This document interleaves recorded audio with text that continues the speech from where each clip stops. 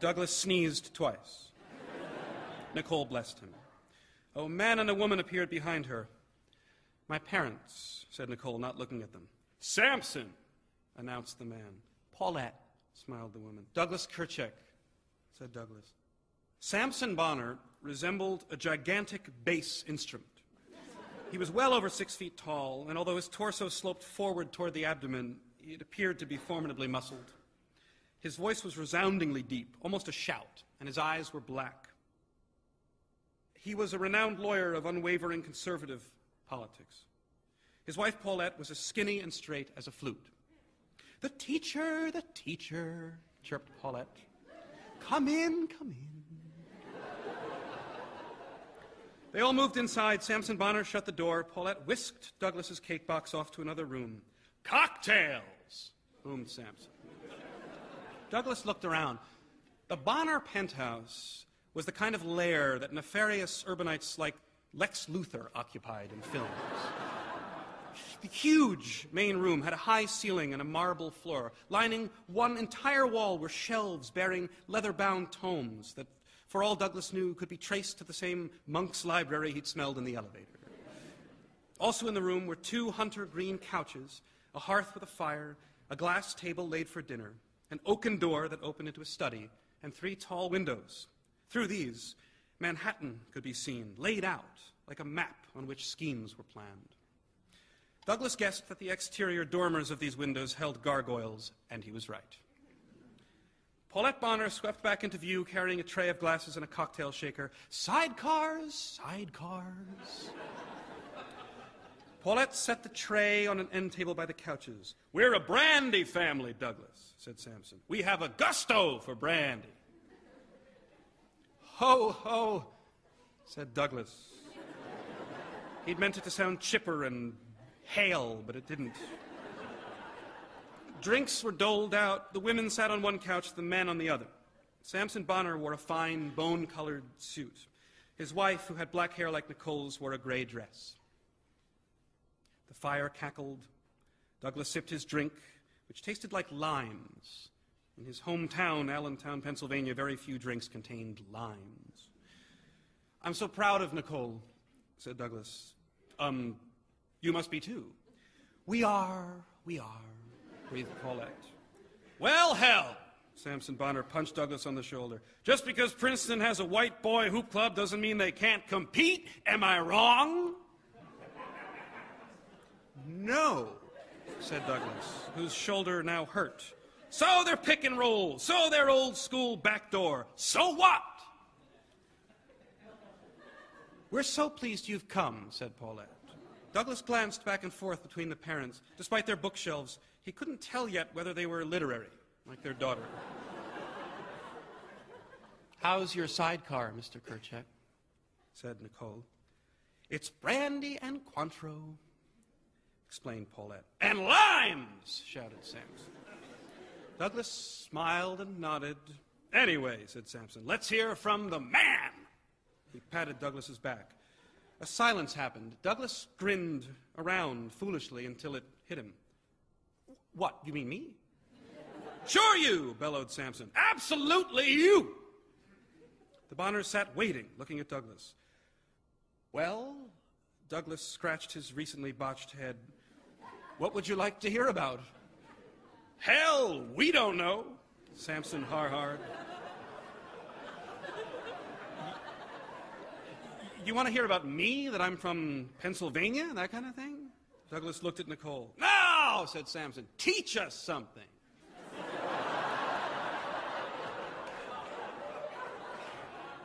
"Yes," Paulette's eyes flashed. "Teach us something," said Samson. "Or else no gnocchi for you."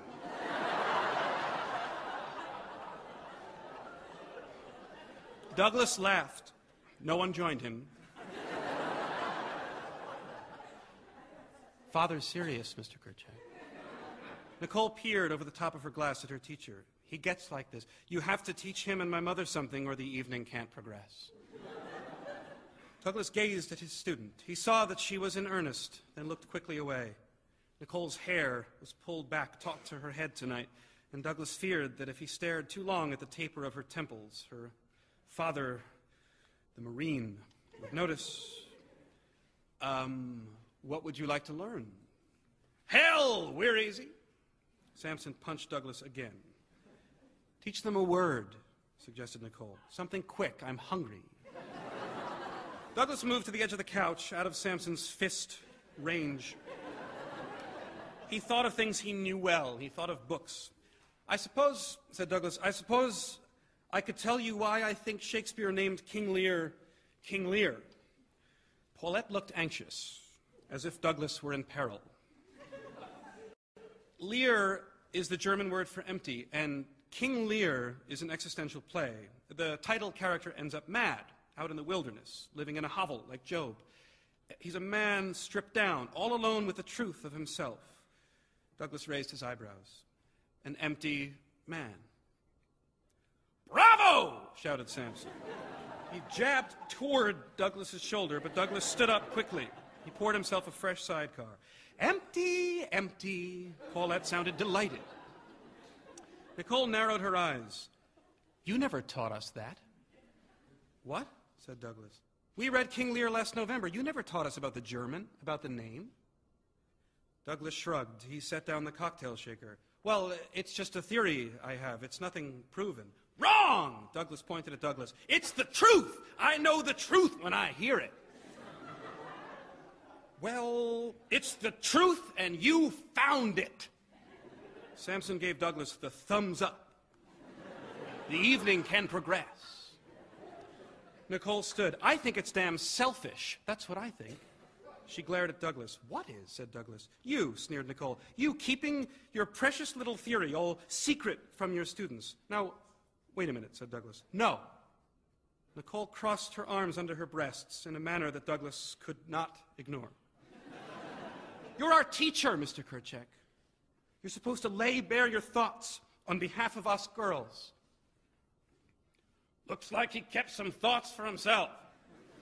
Samson winked. It's just a theory, emphasized Douglas. Nicole raised her chin, which made Douglas see her neck, the shadowy knife of her cleavage. I am absolutely disappointed, she said icily, and I will not speak again tonight until the salad course. Nicole, said Douglas, but Nicole left the couch and took her place at the table. Samson rubbed his hands together. Let's eat, he cried. During the shrimp cocktail appetizer, Douglas related much of his life to the Bonners. He was nervous because Nicole was moody and silent, and he ended up blurting the stories of his postgraduate year in Japan, his bout with mononucleosis, his disastrous senior prom with Heather Angelona. You're feeling all right now, though, said Samson. Douglas looked up from his salad. Sir? You're recovered, I mean, from the mono. Oh, yes, sir. I had it 13 years ago. Bravo!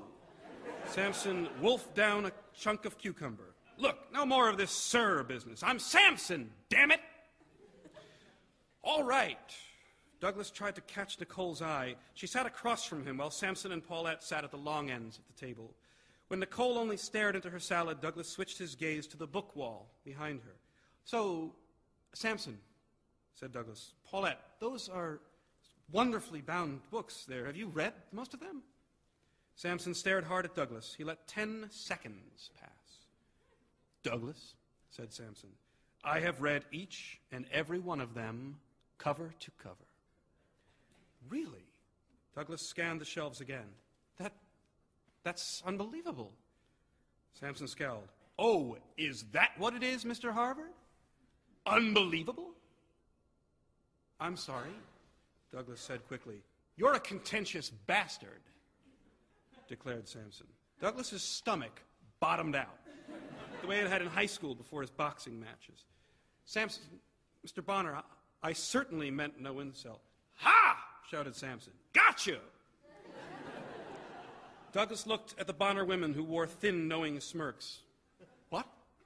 Samson punched Douglas's shoulder. I was giving you the business, Doug. Had to test your mettle. Oh. Douglas took a gulp of his wine. Ha ha, he said weakly.